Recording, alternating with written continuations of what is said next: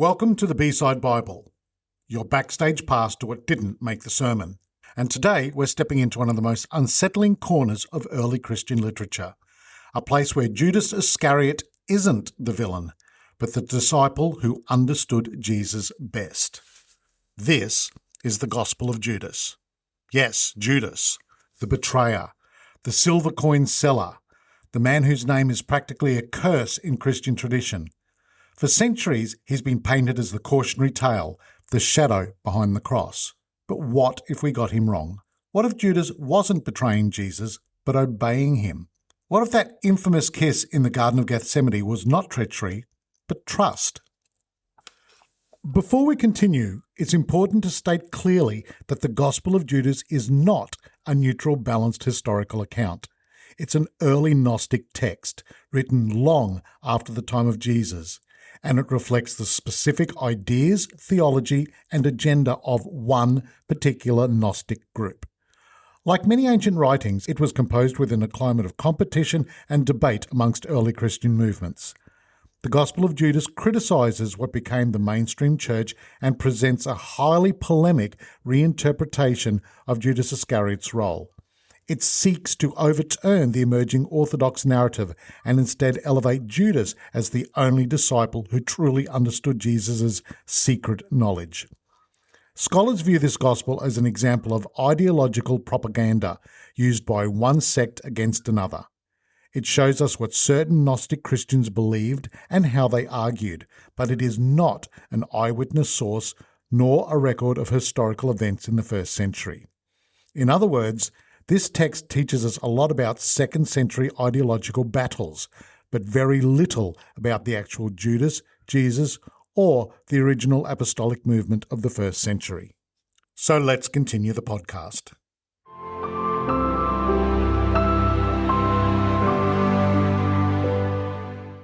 In this ancient gospel, hidden for nearly 1600 years and rediscovered in a dusty Egyptian tomb, Judas isn't condemned, he's chosen. He is the one Jesus reveals his truest teachings to, the only disciple capable of understanding the deeper mystery. This isn't the Jesus of gentle parables and public sermons. This is a cosmic Christ, speaking of hidden realms and a world gone wrong, offering not just forgiveness, but escape. A Jesus who doesn't die for our sins, but to be freed from a corrupt physical world created by a lesser God. And he asks Judas to help him do it. We'll look at how it flips the script on Judas Iscariot, casts doubts on the other disciples, and presents a version of Jesus who seems, well, less like the familiar teacher walking the shores of Galilee, and more like a mystic revealing a hidden reality beneath the surface of the world. This Jesus doesn't just heal the sick and calm storms. He speaks of invisible realms, divine sparks, and the flawed powers that govern the material world. He doesn't cry over Jerusalem, he laughs at the ignorance of his own disciples. It's a side of Jesus you won't find in the lectionary, and whether it's heresy, hidden truth, or just straight-out Gnosticism, it raises a deeper, uncomfortable question. What if the greatest betrayal in Christian history wasn't a betrayal at all? In this episode, we'll unpack the strange, otherworldly pages of the Gospel of Judas. We'll explore why this gospel was buried and why it still makes so many people uncomfortable. We'll look at the Gnostic worldview that shaped it, the theological battles it reflects, and the very human question it raises about betrayal, obedience, and truth. Because maybe Judas didn't damn himself at all. Maybe he was the only one who truly listened. I'm Mark Kerrigan, and this is the B-Side Bible.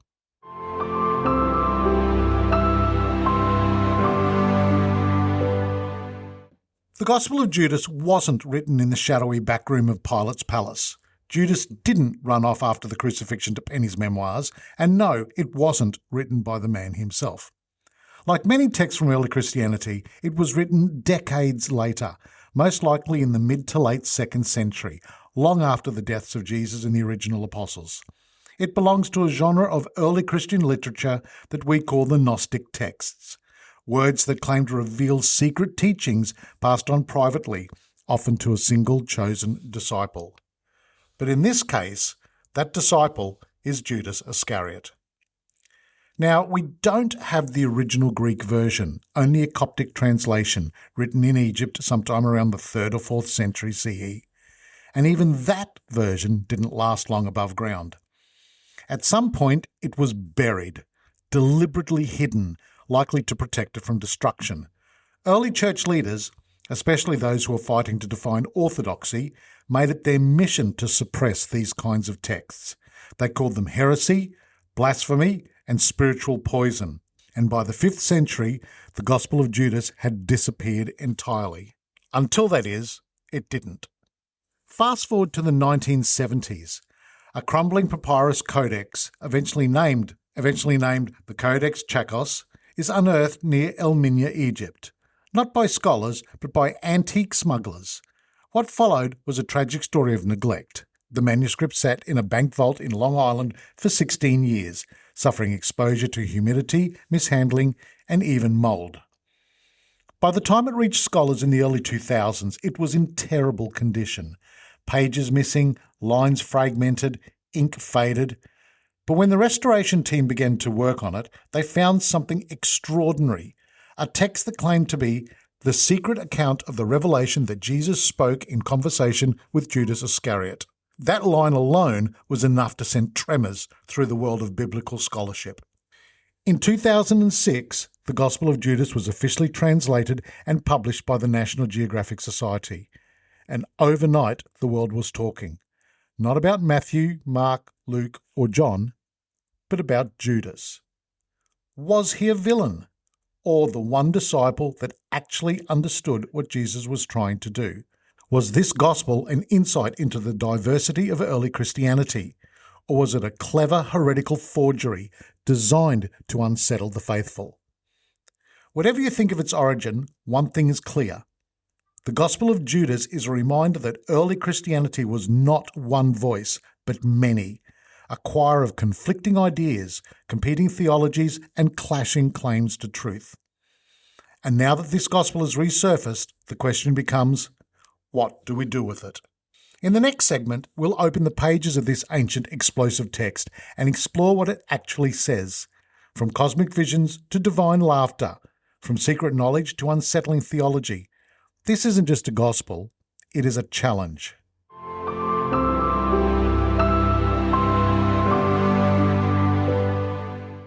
So what does the Gospel of Judas actually say? Well, it's not a gospel in the sense we're used to. No manger, no miracles, no resurrection appearances. In fact, it's not a narrative at all. It's a conversation. A mystical, at times bewildering, dialogue between Jesus and Judas, laced with cosmic visions and spiritual symbolism. It opens with a bold claim. The secret account of the revelation that Jesus spoke in conversation with Judas Iscariot during a week 3 days before he celebrated Passover. From there, it unfolds like a theological drama. Then the other disciples appear, but Jesus isn't impressed. He laughs at their prayers and sacrifices, calling them misguided. He tells them they're worshipping the wrong God, a false creature, a lesser divine being, not the true hidden God beyond all matter. And then he turns to Judas. He calls him apart, and he tells Judas secrets that he tells no one else. He says, "You will exceed all of them, for you will sacrifice the man who clothes me." In Gnostic terms, that's not betrayal, it's liberation. Jesus' physical body is a temporary shell, and Judas is helping him shed it, so his divine self can return to the true God. Judas has a vision. He sees himself stoned by the other disciples and cursed by generations to come, and Jesus confirms it. Yes, Judas will be hated, misunderstood, but he's also the only one who truly knows what Jesus is. The gospel ends abruptly, with Judas handing Jesus over. No garden, no kiss, no regrets. Just the end of the secret. In the next segment, we'll crack open the most explosive quotes from the text, explaining what they mean to Gnostic readers and why they're still echoing uncomfortably through theology today.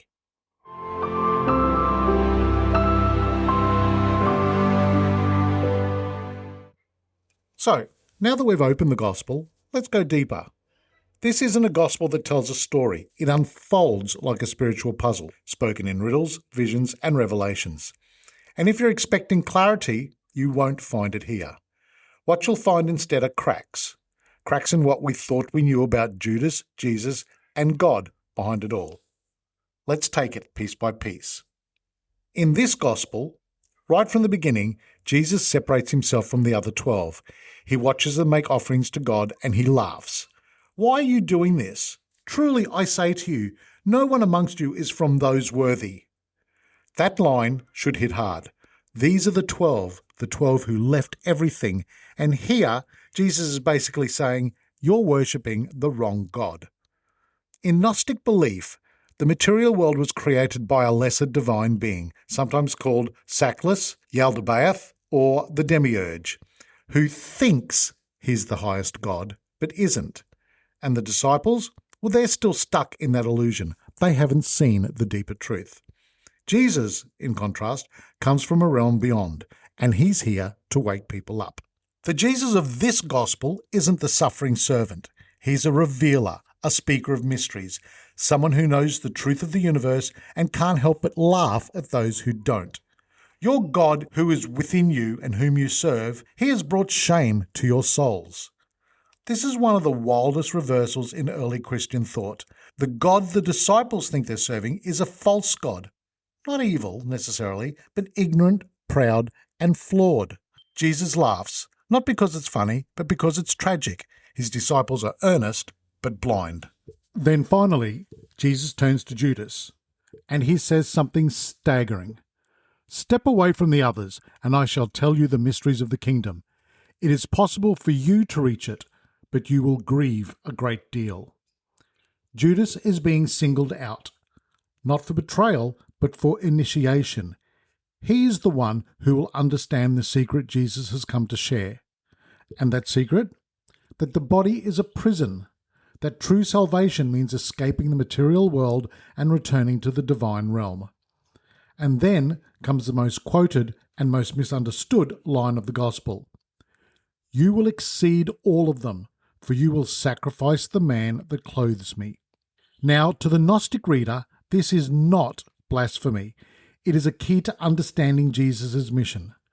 The man that clothes me refers to his physical body. Judas is not betraying Jesus, he's freeing him. The crucifixion is not punishment, it's liberation. But it's not a happy ending for Judas. He has a vision of himself being stoned by the other disciples and rejected by future generations. He weeps. He knows that even though he's doing what Jesus asks, no one will believe him. And Jesus confirms it. You will be cursed by the other generations, and you will come to rule over them. A paradox. Judas will be hated, but in this gospel, he's also the one who truly knows, the only disciple who saw the divine behind the disguise, the only one who understands the plan. And then, just like that, the gospel ends, and Judas took some money and handed him over. No remorse, no suicide, no Satan entering him, just a quiet, devastating handover, done with knowledge, not malice. The Gospel of Judas is not easy listening. It isn't meant to be. It offers us a Jesus who is more mysterious than meek, more cosmic than carpenter. A Judas who is not a traitor, but a tragic instrument of divine will. And a world where the greatest enemy may not be sin, but ignorance. It challenges our categories, our neat labels of good and evil, our certainty about who are the good guys in the story. So in the next section, we're going to step back from the text and ask the bigger question. What does this gospel actually mean? Why was it written? And what is it trying to say to a fractured, fighting, and deeply confused early church?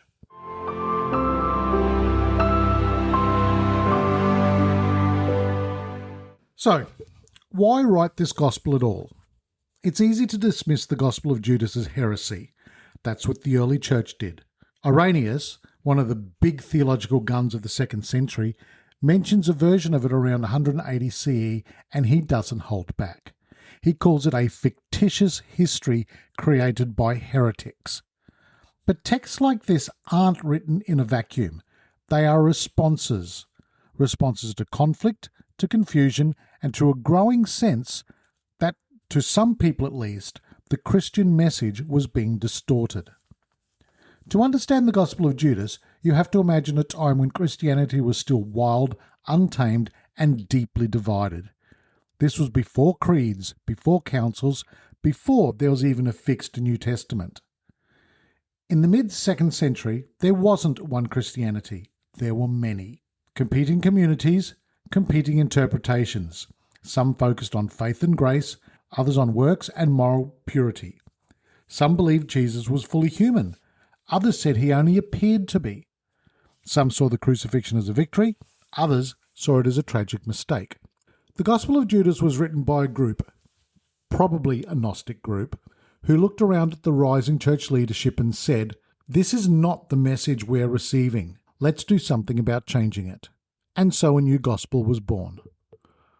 The Gospel of Judas is a blunt and blatant criticism of the emerging church.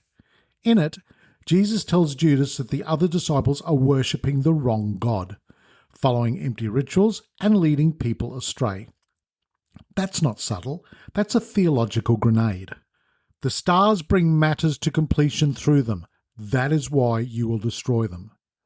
That line, cryptic as it is, suggests that the disciples and their successors are tied to the material world, to the cycles of death, fate, and illusion.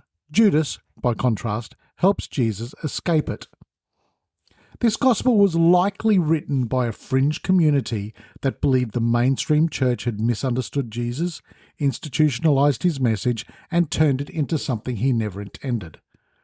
This wasn't just about Judas, this was about power, authority, who gets to speak for Jesus. And in this text, the answer is not Peter, not James, not even Paul, but Judas, the most divisive disciple, the one who would cause the most affront, was chosen to be the one who saw through the illusion. But there's another reason this gospel exists. It's not just to shock, it's to offer a radically different view of salvation. The Gospel of Judas is soaked in the belief that the material world is broken, even hostile, that the God of this world is not the highest God, and that the path to salvation isn't obedience or atonement, but knowledge and awakening. It reframes Judas as a necessary part of that awakening, the only one willing to do the terrible thing that sets Jesus free, the only one who understands that dying isn't failure, it's freedom.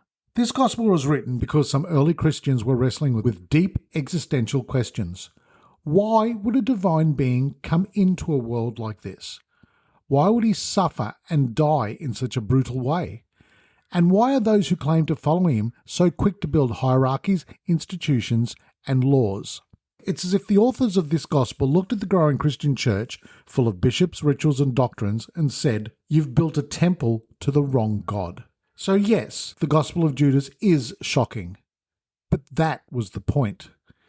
It was written to disturb, to force reflection, to try and reclaim Jesus from the systems that were beginning to solidify around his name. It was written not just to redeem Judas, but to challenge a version of Christianity that was beginning to leave behind the raw, strange, and unsettling mysteries of its origins. In the next section, we'll take a closer look at the people who likely wrote this gospel, the Gnostics, who they were, what they believed, and why their version of Christianity was so threatening to the early church.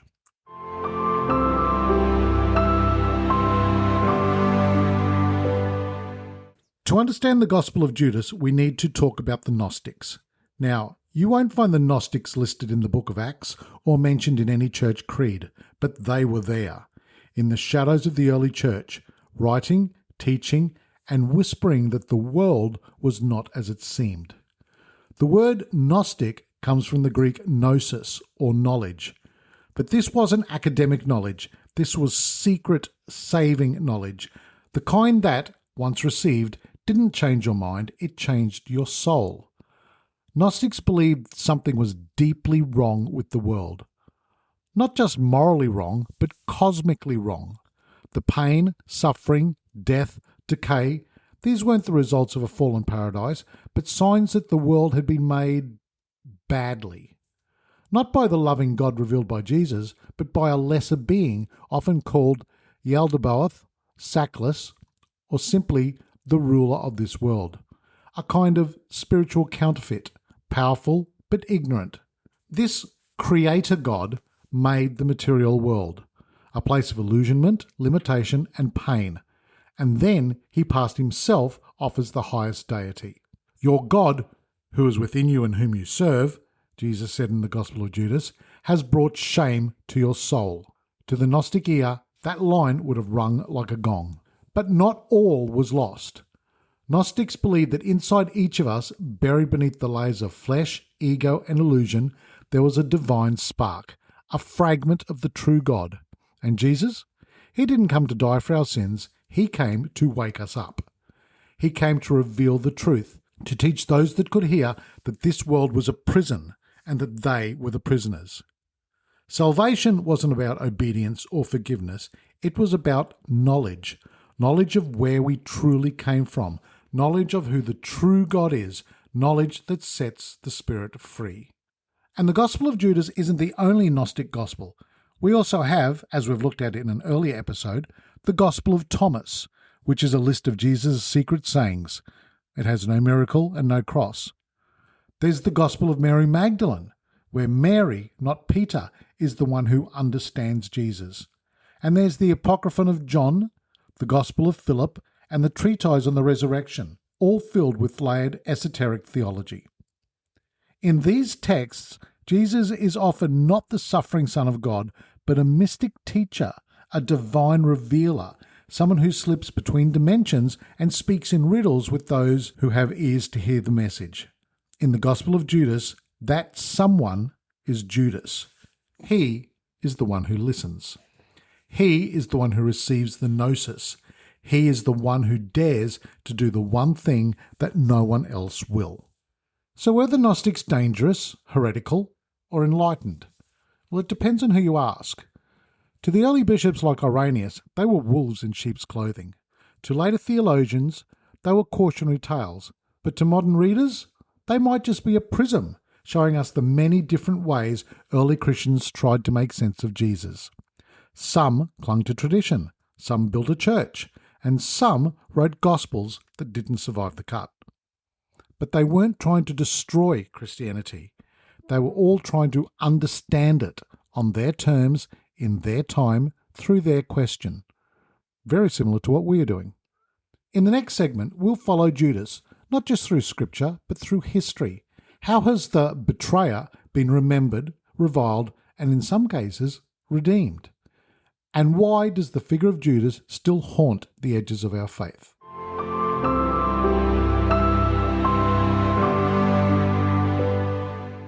The Gospel of Judas might feel like a theological outlier, but in truth it's part of a larger pattern, and it's a pattern we've seen before.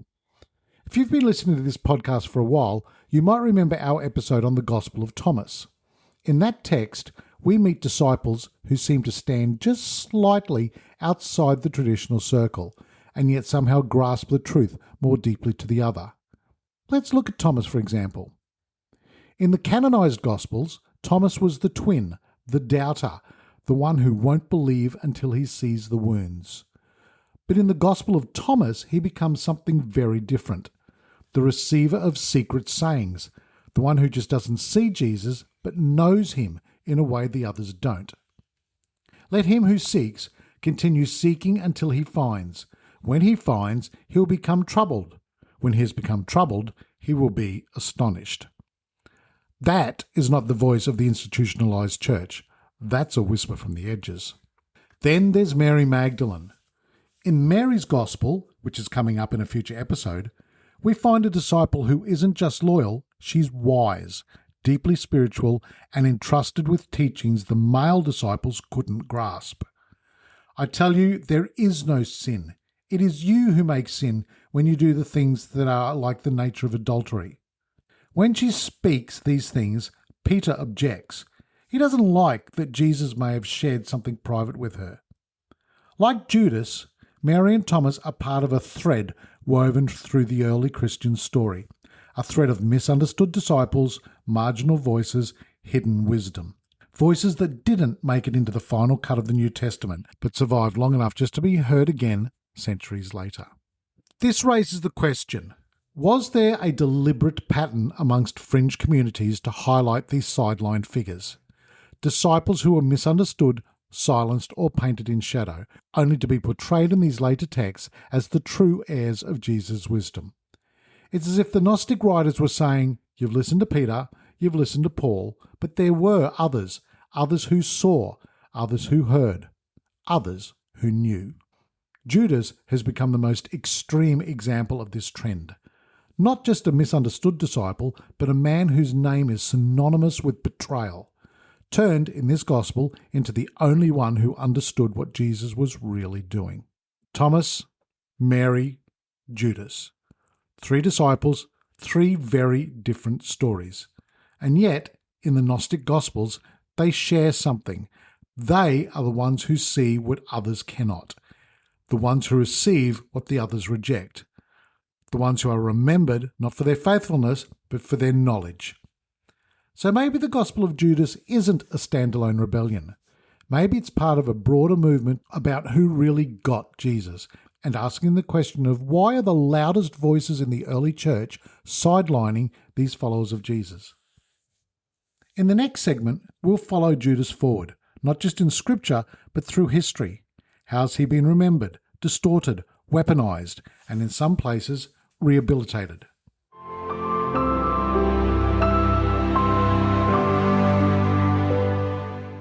If the Gospel of Judas was a spiritual hand grenade in the 2nd century, the character himself has become a cultural bombshell for the next 2 millennia. It's hard to think of another name in human history that has carried such weight, loathing, and theological baggage. Judas is the betrayer, the archetype, the man whose name became a byword for treachery. But that image was constructed, slowly, painfully, over time. So let's walk that road. In the canonical Gospels, Judas is cast in shadow, but his motivations are somewhat vague. In Mark, he simply goes to the chief priests. In Matthew, he's paid 30 silver coins. In Luke, Satan enters him. In John, he's called the devil from the start. But none of them offer a courtroom confession. None of us tell us why he did it, not in any depth. It was later readers who filled in the blanks, and filled them in with venom. By the 2nd and 3rd centuries, Judas had become more than just a traitor. He was the face of the false discipleship, a warning, and most tragically, a stand-in for Jewish people. This association helped feed one of the darkest legacies of Judas' story, Christian anti-Semitism. In medieval Europe, Judas became the root of every shadow. He was imagined as greedy, hook-nosed, filthy, iconography that would later be weaponized in anti-Jewish propaganda. In paintings, stained glass, and sermons, Judas wasn't the man who betrayed Jesus, he was the Jew who killed God. Some medieval legends claimed he was the only person in hell. Others said his body bloated and burst after he died.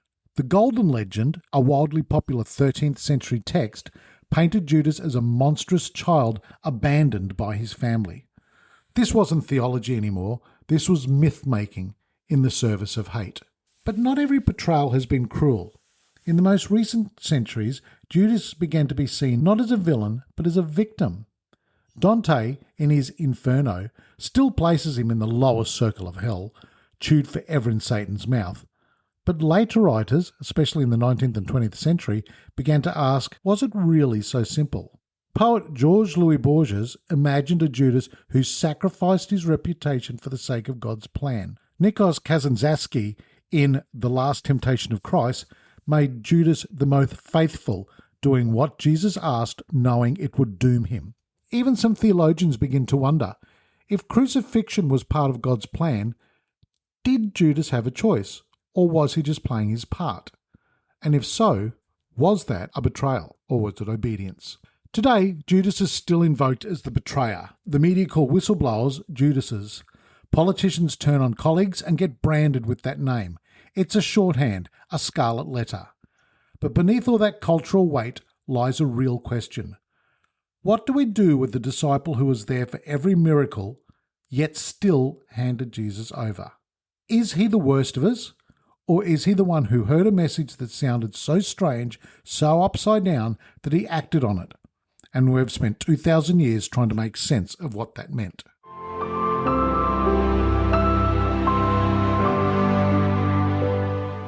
Whether we damn him or defend him, Judas refuses to go away. So where does that leave us? We've walked through a gospel many of us never knew existed. A gospel buried for centuries, rejected by the early church, rediscovered in fragments and controversy. A gospel that dares to do the unthinkable, not to erase Judas's betrayal, but to reframe it, not to excuse it, but to understand it. But what was his gospel really trying to do? Let's start with the simplest theory. Was this gospel written to redeem Judas? Well, possibly. This gospel was born from a community that looked at the black and white portrayal of Judas in the growing canon and said, I think there's more to this story. Maybe they saw that Judas was not a villain, but a man caught in the gears of prophecy, a man who didn't misunderstand Jesus, but who understood him too well, who took on a terrible role knowing it would cost him everything. This isn't a soft gospel. It's not sentimental. Judas weeps in it. He knows what's coming.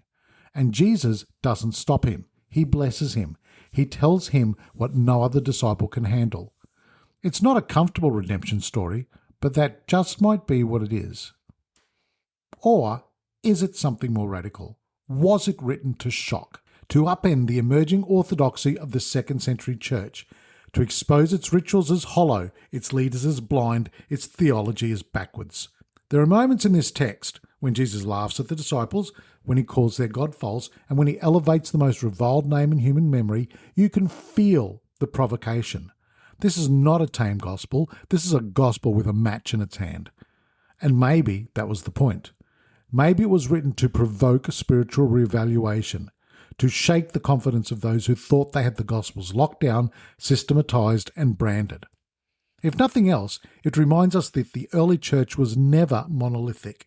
It was messy, diverse, arguing, struggling to define who Jesus was, what his death meant, and who had the right to speak on his behalf. The Gospel of Judas may have lost the war for orthodoxy, but it left us a message anyway. There were more than one group of people trying to tell this story. Finally, was it part of a pattern? A pattern we've seen before, on this podcast even. Mary Magdalene, Thomas, and now Judas. Disciples pushed to the margins of the traditional gospel narratives, brought to the centre in these apocryphal texts. Not for shock value, but, in the Gnostic world, because they were seen as the ones who truly understood. In the Gospel of Mary, it is Mary, not Peter, who receives the inner teachings. In the Gospel of Thomas, it is Thomas, not the others who are told, I am not your teacher. Because you have drunk, you become intoxicated from the bubbling spring I have tended. And now, in the Gospel of Judas, it is Judas, not John or Peter or James, who receives the secret. Could these texts be part of a larger Gnostic tradition of spiritual resistance, a rebellion against authority, against hierarchy, against inherited truths? Or were they simply trying to preserve a viewpoint that they were afraid that was being forgotten? I don't know which of these theories is correct. Maybe one of them, maybe it's a combination of them. But what we can say is this.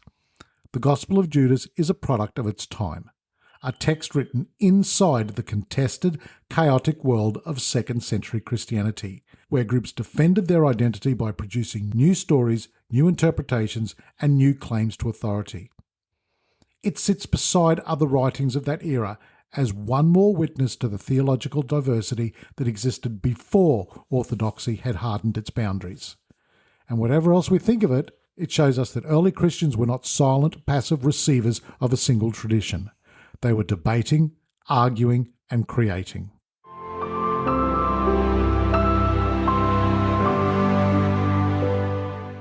In this podcast, we've spent a lot of time inside that world, the one we call Gnosticism, and we've seen how these texts function inside their own internal logic and their own worldview. In our next episode, we step back. We take a look at where Gnosticism actually came from, the intellectual soil it grew out of, the philosophical threads it pulled on, and the religious landscape in which it first began to take shape.